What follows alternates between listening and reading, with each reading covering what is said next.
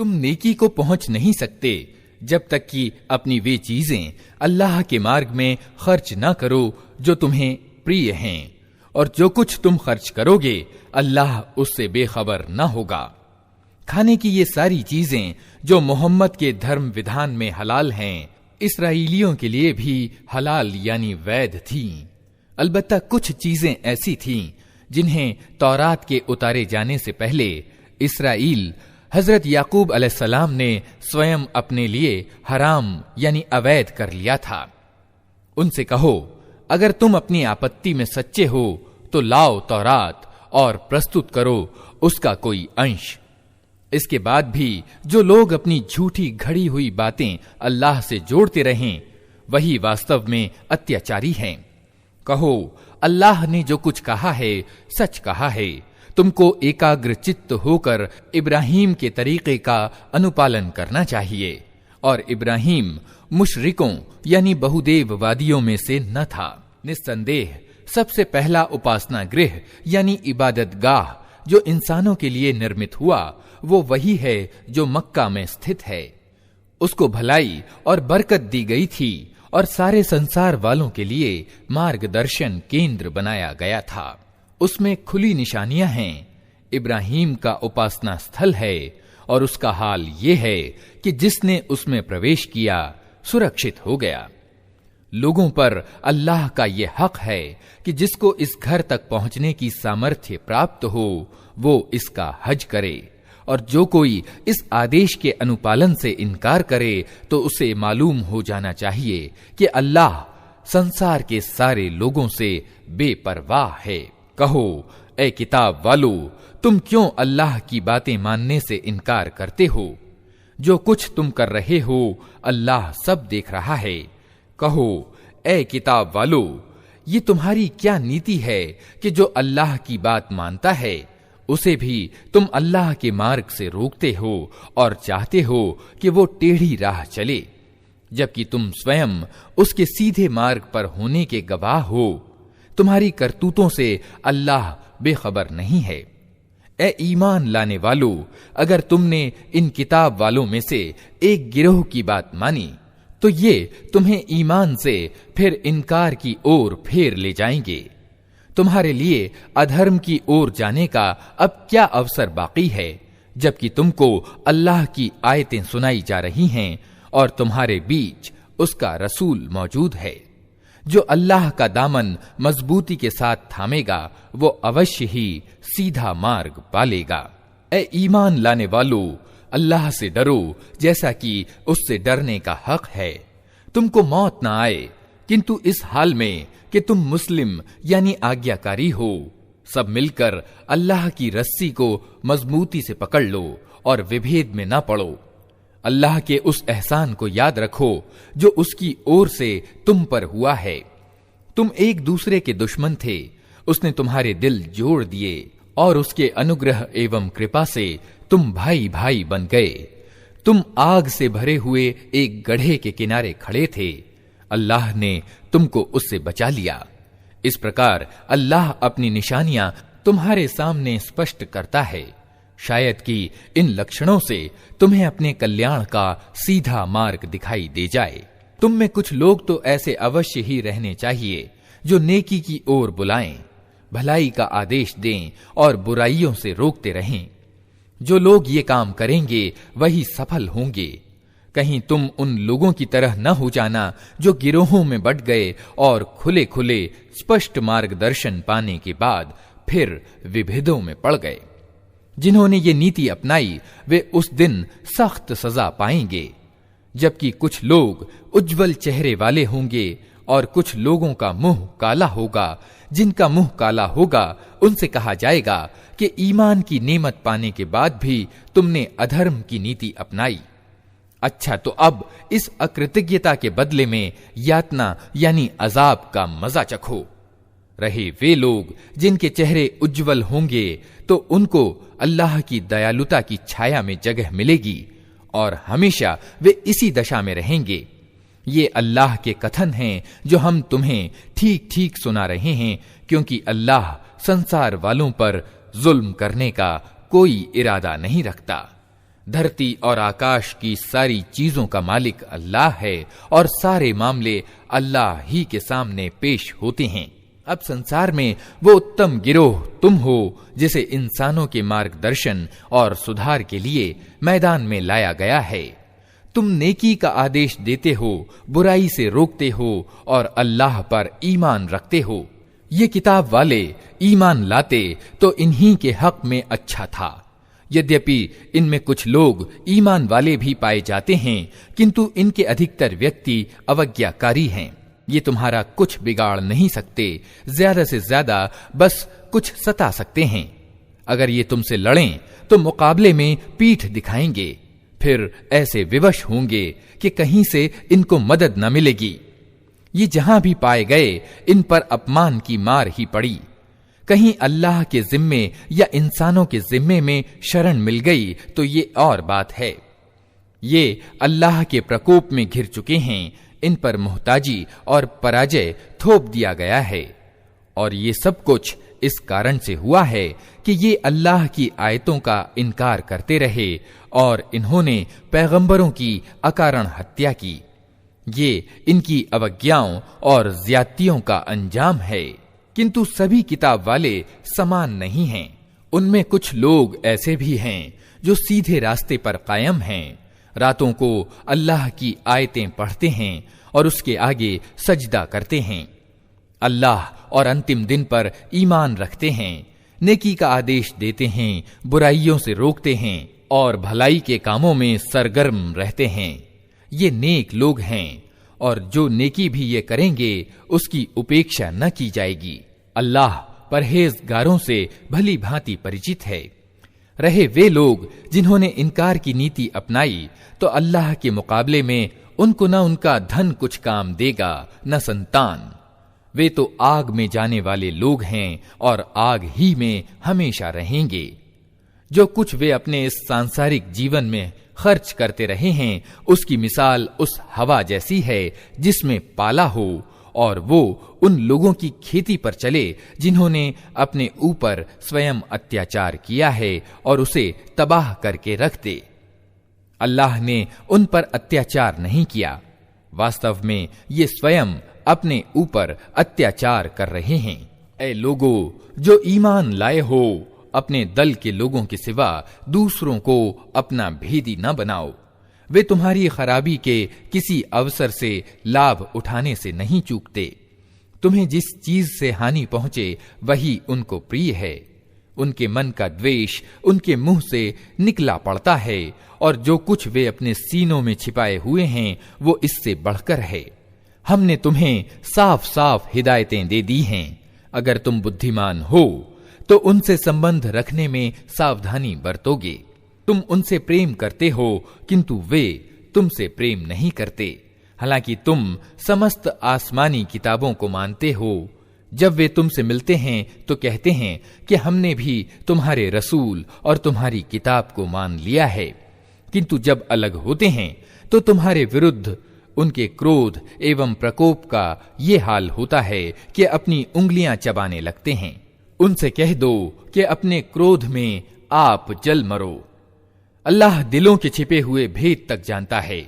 तुम्हारा भला होता है तो उनको बुरा मालूम होता है और तुम पर कोई मुसीबत आती है तो ये प्रसन्न होते हैं, किंतु इनका कोई उपाय तुम्हारे विरुद्ध सफल नहीं हो सकता।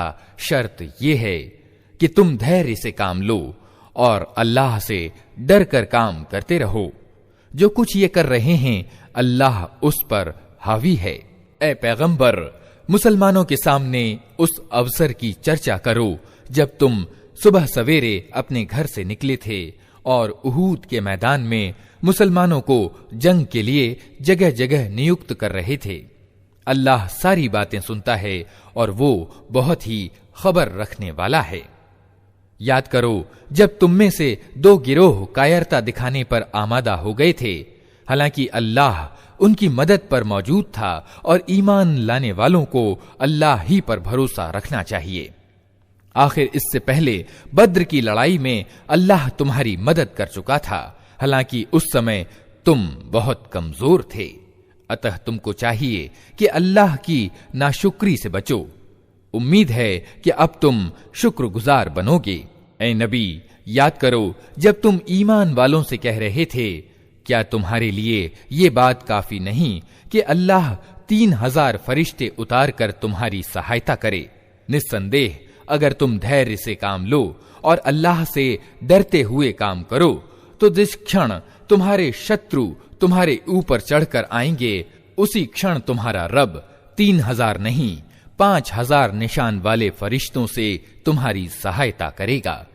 ये बात अल्लाह ने तुम्हें इसलिए बता दी है कि तुम प्रसन्न हो जाओ और तुम्हारे दिल संतुष्ट हो जाएं। विजय और सहायता जो कुछ भी है अल्लाह की ओर से है, जो बड़ी शक्ति वाला और सूझबूझ वाला है। और ये सहायता वो तुम्हारी इसलिए करेगा ताकि कुफ्र की राह पर चलने वालों की एक भुजा काट दे या उनको ऐसी अपमानजनक पराजय दे कि वे असफलता के साथ परास्त हो जाएं।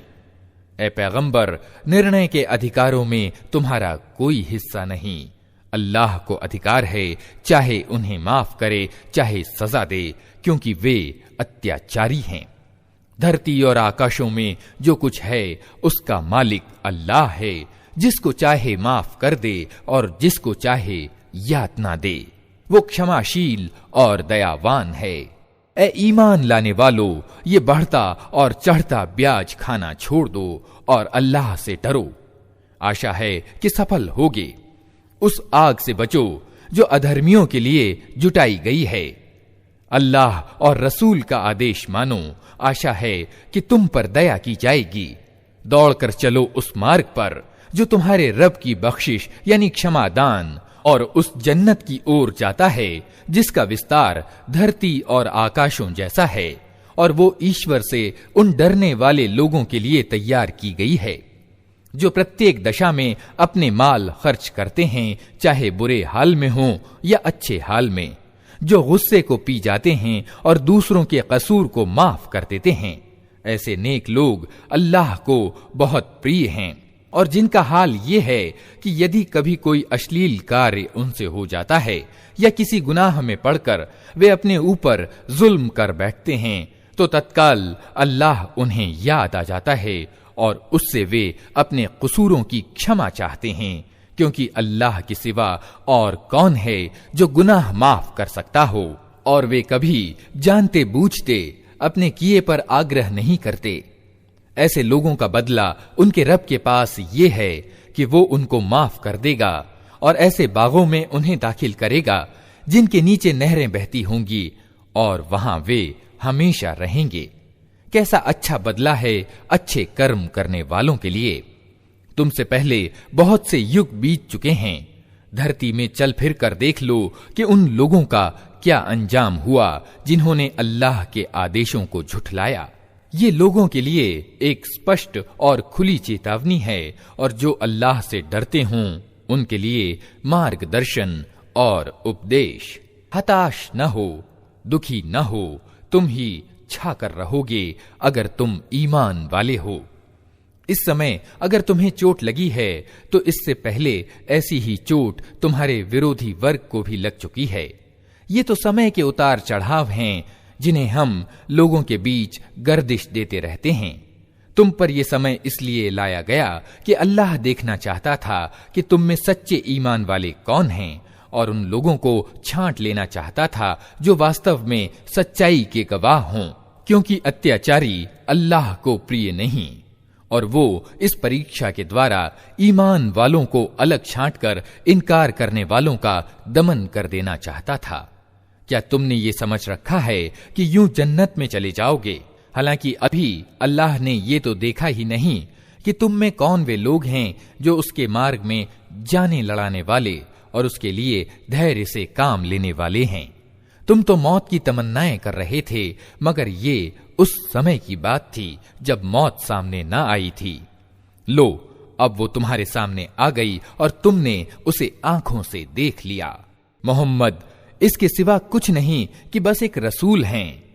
उनसे पहले और रसूल भी गुजर चुके हैं।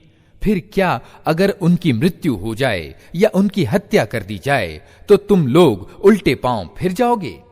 याद रखो, जो उल्टा फिरेगा वो अल्लाह का कुछ नुकसान न करेगा। अलबत्ता जो अल्लाह के शुक्रगुजार बंदे बनकर रहेंगे उन्हें वो इसकी मजदूरी देगा। कोई प्राणी अल्लाह की अनुमति के बिना नहीं मर सकता। मौत का समय तो लिखा हुआ है। जो व्यक्ति दुनिया में बदला पाने के इरादे से कार्य करेगा उसको हम दुनिया ही में से देंगे, और जो आखिरत के बदले के इरादे से कार्य करेगा वो आखिरत का बदला पाएगा, और शुक्र करने वालों को हम उनका बदला अवश्य प्रदान करेंगे। इससे पहले कितने ही नबी ऐसे हुए हैं जिनके साथ मिलकर बहुत से खुदा परस्तों ने युद्ध किया। अल्लाह के मार्ग में जो मुसीबतें उन पर पड़ीं उनसे वे हताश नहीं हुए, उन्होंने कमजोरी नहीं दिखाई, वे असत्य के आगे नतमस्तक नहीं हुए। ऐसे ही धैर्यवानों को अल्लाह पसंद करता है। उनकी प्रार्थना बस ये थी कि ऐ हमारे रब, हमारी गलतियों और कोताहियों को क्षमा कर, हमारे कार्य में तेरी सीमाओं से जो ज्यादती हो गई हो उसे क्षमा कर दे, हमारे कदम जमा दे और अधर्मियों के मुकाबले में हमारी सहायता कर। आखिरकार अल्लाह ने उनको इस दुनिया का बदला भी दिया और इससे उत्तम आखिरत का बदला भी प्रदान किया। अल्लाह को ऐसे ही सत्कर्मी पसंद हैं। ऐ लोगों जो ईमान लाए हो, अगर तुम उन लोगों के इशारों पर चलोगे जिन्होंने कुफ्र यानी इनकार का मार्ग अपनाया है तो वे तुमको उल्टा फेर ले जाएंगे और तुम असफल हो जाओगे। उनकी बातें असत्य हैं। वास्तविकता ये है कि अल्लाह तुम्हारा समर्थक और सहायक है और वो सबसे अच्छा सहायक है। जल्द ही वो समय आने वाला है जब हम सत्य का इनकार करने वालों के दिलों में धाक बिठा देंगे, इसलिए कि उन्होंने अल्लाह के साथ उनको खुदाई में साझी ठहराया है, जिनके साझी होने पर अल्लाह ने कोई सनद यानी प्रमाण नहीं उतारी। उनका अंतिम ठिकाना जहन्नम है और बहुत ही बुरी है वो ठहरने की जगह जो उन अत्याचारियों को मिलेगी। अल्लाह ने समर्थन और सहायता का जो वादा तुमसे किया था वो तो उसने पूरा कर दिया। आरंभ में उसकी अनुमति से तुम ही उनको कत्ल कर रहे थे, किंतु जब तुमने कमजोरी दिखाई और अपने काम में परस्पर विभेद किया और जैसे ही वो चीज अल्लाह ने तुम्हें दिखाई जिसके मोह में तुम गिरफ्तार थे, अर्थात युद्ध क्षेत्र में प्राप्त शत्रु का माल, तुम अपने नायक के आदेश का उल्लंघन कर बैठे, इसलिए कि तुम में कुछ लोग दुनिया के इच्छुक थे और कुछ आखिरत की इच्छा रखते थे। तब अल्लाह ने तुम्हें अधर्मियों के मुकाबले में परास्त कर दिया ताकि तुम्हारी परीक्षा करे। और सत्य ये है कि अल्लाह ने फिर भी तुम्हें क्षमा ही कर दिया, क्योंकि ईमान वालों पर अल्लाह की बड़ी कृपा दृष्टि है। याद करो जब तुम भागे चले जा रहे थे, किसी की ओर पलट कर देखने तक का होश तुम्हें न था और रसूल तुम्हारे पीछे तुमको पुकार रहा था। उस समय तुम्हारी इस नीति का बदला अल्लाह ने तुम्हें ये दिया कि तुमको रंज पर रंज दिए, ताकि आगे के लिए तुम्हें ये शिक्षा मिले कि जो कुछ तुम्हारे हाथ से जाए या मुसीबत तुम पर उतरे उस पर शोकाकुल न हो। अल्लाह तुम्हारे सब कर्मों को जानता है।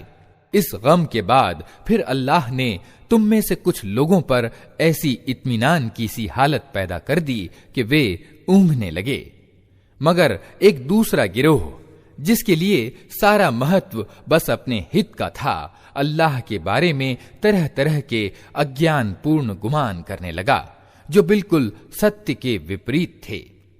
ये लोग अब कहते हैं कि इस काम के चलाने में हमारा भी कोई हिस्सा है।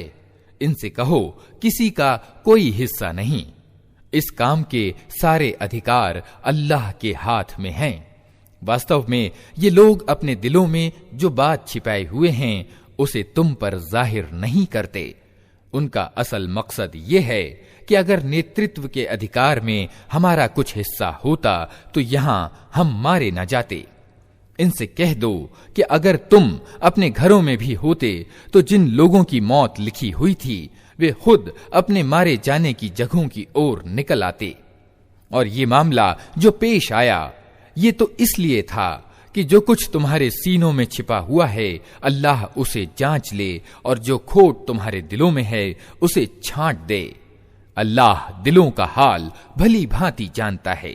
तुम में से जो लोग मुकाबले के दिन पीठ फेर गए थे, उनके इस फिसलने का कारण ये था कि उनकी कुछ कमजोरियों के कारण शैतान ने उनके कदम डगमगा दिए थे। अल्लाह ने उन्हें क्षमा कर दिया। अल्लाह बड़ा क्षमा करने वाला और सहनशील है। ऐ लोगो जो ईमान लाए हो, अधर्मियों की सी बातें ना करो। जिनके सगे संबंधी अगर कभी सफर पर जाते हैं या युद्ध में सम्मिलित होते हैं और वहां किसी घटना में घिर जाते हैं तो वे कहते हैं कि यदि वे हमारे पास होते तो न मारे जाते और न कत्ल होते। अल्लाह इस प्रकार की बातों को उनके दिलों में पछतावा और संताप का कारण बना देता है। अन्यथा वास्तव में मारने और जिलाने वाला तो अल्लाह ही है और तुम्हारे सभी कर्मों को वही देखता है। अगर तुम अल्लाह के मार्ग में मारे जाओ या मर जाओ तो अल्लाह की जो दयालुता और क्षमा दान तुम्हारे हिस्से में आएगा वो उन सारी चीजों से उत्तम है जिन्हें ये लोग इकट्ठा कर रहे हैं। और चाहे तुम मरो या मारे जाओ, प्रत्येक दशा में तुम सबको सिमट कर जाना अल्लाह ही की ओर है। ऐ पैगंबर, ये अल्लाह की बड़ी दयालुता है कि तुम इन लोगों के लिए बहुत नर्म स्वभाव के हो। अन्यथा यदि कहीं तुम क्रूर स्वभाव और कठोर हृदय के होते तो ये सब तुम्हारे आसपास से छंट जाते। इनके कसूर माफ कर दो, इनके लिए मग़फ़िरत की दुआ करो और धर्म के कार्य में इनको भी परामर्श में सम्मिलित रखो। फिर जब तुम्हारा संकल्प किसी सम्मति पर सुदृढ़ हो जाए तो अल्लाह पर भरोसा करो। अल्लाह को वे लोग प्रिय हैं जो उसी के भरोसे पर काम करते हैं। अल्लाह तुम्हारी सहायता पर हो तो कोई शक्ति तुम पर प्रभावी होने वाली नहीं, और वो तुम्हें छोड़ दे तो इसके बाद कौन है जो तुम्हारी मदद कर सकता हो। अतः जो सच्चे ईमान वाले हैं उनको अल्लाह ही पर भरोसा रखना चाहिए। किसी नबी का ये काम नहीं हो सकता कि वो खयानत कर जाए, और जो कोई खयानत करे वो अपनी खयानत सहित क़यामत के दिन हाजिर हो जाएगा। फिर प्रत्येक जीव को उसकी कमाई का पूरा पूरा बदला मिल जाएगा और किसी पर कुछ जुल्म न होगा। भला ये कैसे हो सकता है कि जो व्यक्ति हमेशा अल्लाह की इच्छा पर चलने वाला हो वो उस व्यक्ति के जैसा काम करे जो अल्लाह के प्रकोप में घिर गया हो और जिसका अंतिम ठिकाना जहन्नम हो, जो बहुत ही बुरा ठिकाना है। अल्लाह के निकट दोनों प्रकार के आदमियों में बहुत दर्जों का अंतर है और अल्लाह सबके कर्मों पर नजर रखता है।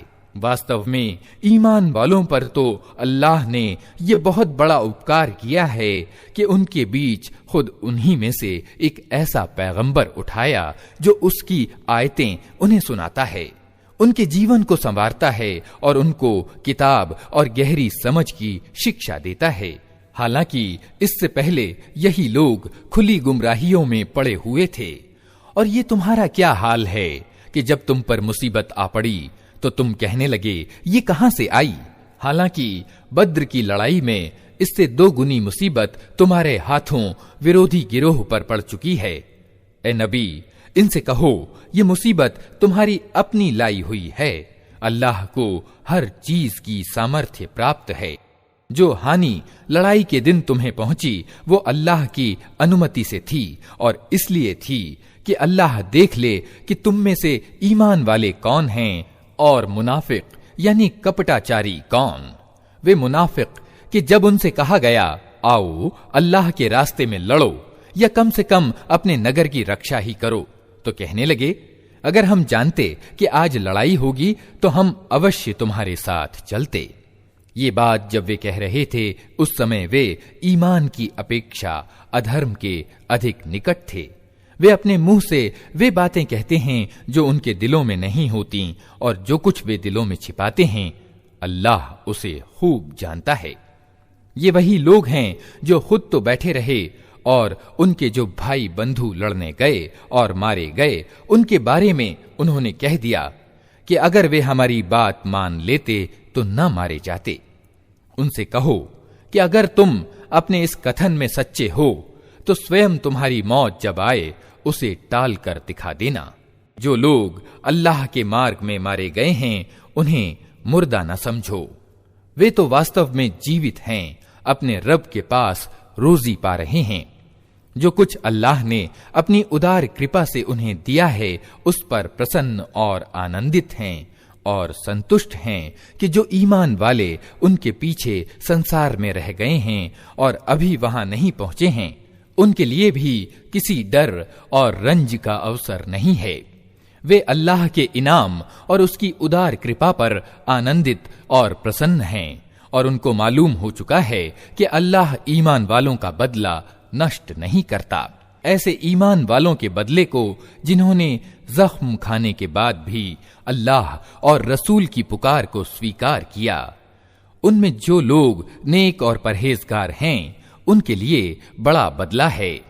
जिनसे लोगों ने कहा कि तुम्हारे विरुद्ध बड़ी सेनाएं एकत्र हुई हैं, उनसे डरो, तो ये सुनकर उनका ईमान और बढ़ गया और उन्होंने उत्तर दिया कि हमारे लिए अल्लाह काफी है और वही सबसे अच्छा कार्य साधक है।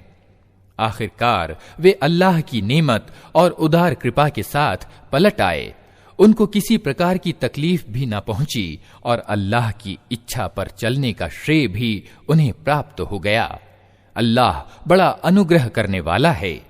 अब तुम्हें मालूम हो गया कि वो वास्तव में शैतान था जो अपने दोस्तों से अकारण डरा रहा था। अतः आगे तुम इंसानों से न डरना, मुझसे डरना अगर तुम वास्तव में ईमान वाले हो। ए पैगंबर, जो लोग आज कुफ्र यानी इनकार और अधर्म के मार्ग में बड़ी दौड़ धूप कर रहे हैं, उनकी सरगर्मियों से तुम दुखी ना हो। ये अल्लाह का कुछ भी ना बिगाड़ सकेंगे। अल्लाह का इरादा ये है कि उनके लिए परलोक में कोई हिस्सा न रखे और आखिरकार उनको सख्त सजा मिलने वाली है। जो लोग ईमान को छोड़कर कुफ्र के खरीदार बने हैं, वे निश्चय ही अल्लाह की कोई हानि नहीं कर रहे हैं। उनके लिए दुखद यातना तैयार है। ये ढील जो हम उन्हें दिए जाते हैं, इसको ये अधर्मी अपने लिए अच्छा न समझें। हम तो इन्हें इसलिए ढील दे रहे हैं कि ये अच्छी तरह गुनाहों का बोझ समेट लें, फिर उनके लिए अत्यंत अपमानजनक सजा है। अल्लाह ईमान वालों को इस दशा में हरगिज न रहने देगा जिसमें तुम लोग इस समय पाए जाते हो। वो पाक लोगों को नापाक लोगों से अलग करके रहेगा, किंतु अल्लाह का तरीका ये नहीं है कि तुम लोगों पर परोक्ष को प्रकट कर दे। परोक्ष की बातें बताने के लिए तो अल्लाह अपने रसूलों में से जिसे चाहता है चुन लेता है। अतः परोक्ष की बातों के बारे में अल्लाह और उसके रसूलों पर ईमान रखो। यदि तुम ईमान और परहेजगारी की नीति अपनाओगे तो तुमको बड़ा प्रतिदान मिलेगा। जिन लोगों को अल्लाह ने अपनी उदार अनुकंपा से दिया है और फिर वे कंजूसी से काम लेते हैं, वे ये ना समझें कि ये कंजूसी उनके लिए अच्छी है। नहीं, ये उनके लिए बहुत ही बुरी है। जो कुछ वे अपनी कंजूसी से इकट्ठा कर रहे हैं, वही क़यामत के दिन उनके गले का तौक बन जाएगा। धरती और आकाशों की मीरास अल्लाह ही के लिए है और तुम जो कुछ करते हो अल्लाह उसे जानता है। अल्लाह ने उन लोगों की बात सुनी जो कहते हैं कि अल्लाह निर्धन है और हम धनी हैं। उनकी ये बातें भी हम लिख लेंगे और इससे पहले जो वे पैगंबरों की अकारण हत्या करते रहे हैं, वो भी उनकी कर्म पत्री में अंकित है। जब फैसले का समय आएगा, उस समय हम उनसे कहेंगे कि लो, अब नरक यातना का मजा चखो। ये तुम्हारे अपने हाथों की कमाई है। अल्लाह अपने बंदों के लिए जालिम नहीं है। जो लोग कहते हैं अल्लाह ने हमको आदेश दे रखा है कि हम किसी को रसूल स्वीकार न करें जब तक वो हमारे सामने ऐसी कुर्बानी न करे जिसे परोक्ष से आकर आग खा ले, उनसे कहो, तुम्हारे पास मुझसे पहले बहुत से रसूल आ चुके हैं जो बहुत सी स्पष्ट निशानियां लाए थे और वो निशानी भी लाए थे जिसकी बात तुम करते हो। फिर यदि ईमान लाने के लिए ये शर्त रखने में तुम सच्चे हो तो उन रसूलों की तुमने हत्या क्यों की? अब ए नबी, अगर ये लोग तुम्हें झुठलाते हैं तो बहुत से रसूल तुमसे पहले झुठलाए जा चुके हैं, जो खुली खुली निशानियां और सहीफे और प्रकाशदायक किताबें लाए थे। आखिरकार प्रत्येक व्यक्ति को मरना है और तुम सब अपना पूरा पूरा बदला क़यामत के दिन पाने वाले हो। कामयाब वास्तव में वो है जो वहां जहन्नम की आग से बच जाए और जन्नत में पहुंचा दिया जाए। रहा ये संसार तो ये केवल एक बाह्य धोखे की चीज है। मुसलमानों, तुम धन और प्राण दोनों की परीक्षा में अवश्य ही डाले जाओगे और तुम किताब वालों और मुशरिकों यानी बहुदेववादियों से बहुत सी कष्टदायक बातें सुनोगे। अगर इन सब स्थितियों में तुम धैर्य और धर्म परायणता की नीति पर जमे रहो तो ये बड़े साहस का काम है। इन किताब वालों को वो वचन भी याद दिलाओ जो अल्लाह ने उनसे लिया था कि तुम्हें किताब की शिक्षाओं को लोगों में फैलाना होगा, उन्हें गुप्त रखना नहीं होगा। किंतु उन्होंने किताब को पीठ पीछे डाल दिया और थोड़े मूल्य पर उसे बेच डाला। कितना बुरा कारोबार है जो ये कर रहे हैं। तुम उन लोगों को यातना से सुरक्षित न समझो जो अपनी करतूतों पर खुश हैं और चाहते हैं कि ऐसे कामों की सराहना उन्हें प्राप्त हो जो वास्तव में उन्होंने नहीं किए हैं। निश्चय ही उनके लिए दर्दनाक सजा तैयार है। धरती और आकाश का मालिक अल्लाह है और उसकी कुदरत सब पर हावी है। धरती और आकाशों की रचना में और रात और दिन के बारी बारी से आने में उन बुद्धिमानों के लिए बहुत निशानियां हैं जो उठते बैठते और लेटते हर हाल में अल्लाह को याद करते हैं और आकाश और धरती की संरचना में सोच विचार करते हैं। वे बेख्तियार बोल उठते हैं, हमारे रब, ये सब कुछ तूने व्यर्थ और बेमकसद नहीं बनाया है। तू पाक है इससे कि निरर्थक कार्य करे। अतः ए रब, हमें नरक की यातना से बचा ले। तूने जिसे नरक में डाला उसे वास्तव में बड़ी अपमान दशा और दुर्गति में डाल दिया और फिर ऐसे जालिमों का कोई सहायक न होगा। हमारे मालिक, हमने एक पुकारने वाले को सुना जो ईमान की ओर बुलाता था और कहता था कि अपने रब को मानो। हमने उसका आमंत्रण स्वीकार कर लिया। अतः ए हमारे मालिक, जो अपराध हमसे हुए हैं उनको क्षमा कर दे, जो बुराइयां हम में हैं उन्हें दूर कर दे और हमारा अंत नेक लोगों के साथ कर। हमारे रब, जो वादे तूने अपने रसूलों के माध्यम से किए हैं उनको हमारे साथ पूरा कर और क़यामत के दिन हमें रुसवाई में न डाल। बेशक तू अपने वादे के खिलाफ करने वाला नहीं है। जवाब में उनके रब ने कहा, मैं तुम में से किसी का कर्म अकारथ करने वाला नहीं हूं, चाहे मर्द हो या औरत। तुम सब एक दूसरे के सहजाती हो। अतः जिन लोगों ने मेरे लिए अपने वतन छोड़े और मेरे रास्ते में अपने घरों से निकाले गए और सताए गए और मेरे लिए लड़े और मारे गए, उन सब के गुनाह मैं माफ कर दूंगा और उन्हें ऐसे बागों में प्रवेश करूंगा जिनके नीचे नहरें बहती होंगी। ये उनका बदला है अल्लाह के यहाँ और अच्छा बदला अल्लाह ही के पास है। ए नबी, संसार के देशों में अल्लाह के नाफरमान लोगों की चलत फिरत तुम्हें किसी धोखे में न डाले। ये केवल थोड़े दिनों के जीवन का थोड़ा सा आनंद है, फिर ये सब जहन्नम में जाएंगे जो बहुत ही बुरा ठिकाना है। इसके विपरीत जो लोग अपने रब से डरते हुए जिंदगी गुजारते हैं उनके लिए ऐसे बाग हैं जिनके नीचे नहरें बहती हैं। उन बागों में वे हमेशा रहेंगे। अल्लाह की ओर से आतिथ्य सामग्री है उनके लिए और जो कुछ अल्लाह के पास है नेक लोगों के लिए वही सबसे अच्छा है।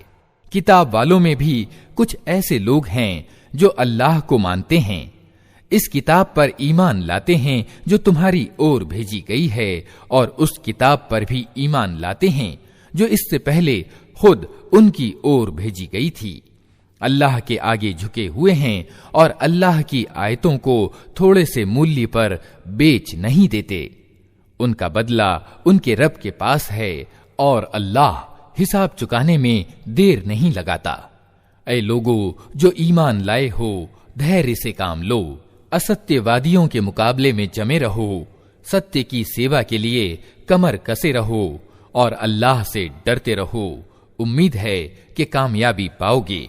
अल्लाह के नाम से जो निहायत मेहरबान और रहम करने वाला है। लोगो अपने रब से डरो जिसने तुमको एक जान से पैदा किया और उसी जान से उसका जोड़ा बनाया और उन दोनों से बहुत मर्द और औरत दुनिया में फैला दिए। उस अल्लाह से डरो जिसका वास्ता देकर तुम एक दूसरे से अपने हक मांगते हो और नाते रिश्तों के संबंधों को बिगाड़ने से बचो। यकीन जानो कि अल्लाह तुम पर निगरानी कर रहा है। यतीमों के माल उनको वापस दो, अच्छे माल को बुरे माल से न बदल लो और उनके माल अपने माल के साथ मिलाकर न खा जाओ, ये बहुत बड़ा गुनाह है। और अगर तुमको अंदेशा हो कि यतीमों के साथ इंसाफ न कर सकोगे तो जो औरतें तुम्हें पसंद आएं उनमें से 2-2, 3-3, 4-4 से निकाह कर लो। लेकिन अगर तुम्हें अंदेशा हो कि उनके साथ इंसाफ न कर सकोगे तो फिर एक ही पत्नी रखो या उन औरतों को अपने दाम्पत्य जीवन में लाओ जो तुम्हारे कब्जे में आई हैं। बेइंसाफी से बचने के लिए ये ज्यादा अच्छा है। और औरतों के मेहर खुशी से अनिवार्य जानते हुए अदा करो। हाँ, अगर वे खुद अपनी खुशी से मेहर का कोई हिस्सा तुम्हें माफ कर दें तो उसे तुम मजे से खा सकते हो। और अपने वे माल जिन्हें अल्लाह ने तुम्हारे लिए जिंदगी कायम रखने का साधन बनाया है, नादान लोगों को न सौंपो। अलबत्ता उन्हें खाने और पहनने के लिए दो और उन्हें नेक सुझाव दो। और यतीमों की आजमाइश करते रहो यहां तक कि वे निकाह की उम्र को पहुंच जाएं।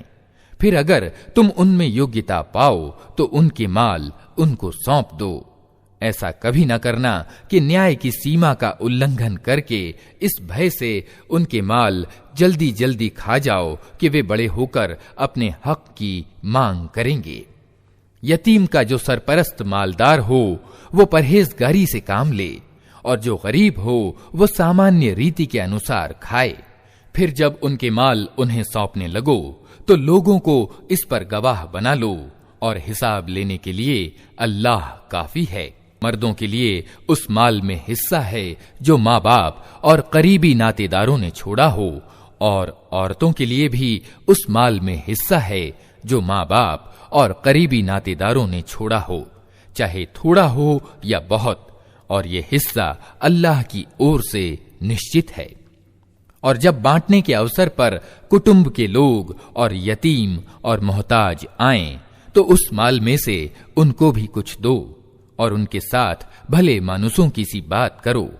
लोगों को इस बात का ख्याल करके डरना चाहिए कि अगर वे खुद अपने पीछे बेबस बच्चे छोड़ते तो मरते समय उन्हें अपने बच्चों के लिए कैसी कुछ आशंकाएं घेरती। इसलिए चाहिए कि वे अल्लाह से डरें और ठीक बात करें।